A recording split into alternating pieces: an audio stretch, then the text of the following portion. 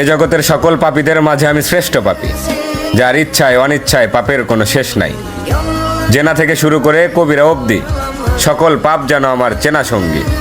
তাই আমিও যদি কিছু চাই, তাহলে কি আমাকেও দেওয়া হবে তোমার অনুগত বান্দাদের ন্যায়?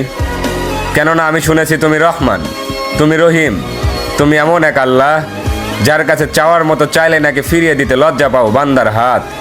তাই এবার আমিও তোমার চরণে উৎসর্গ করে দিলাম আমার শান্তির ঘুমের নিশিরাত। অতঃপর তুমি নাকি এই নিশিরাতেই বলো, বান্দা কার কি লাগবে চেয়ে নাও। আর এবার আমি তোমায় বলছি, মালিক তুমি আমায় দুঃখ দাও। সুখে থাকলে হয়তো তোমায় ভুলে যেতে পারি, হতে পারি কারো কৃত দাস, কারণ আমি আদম সন্তান, পাপ করা আমাদের পুরনো অভ্যাস।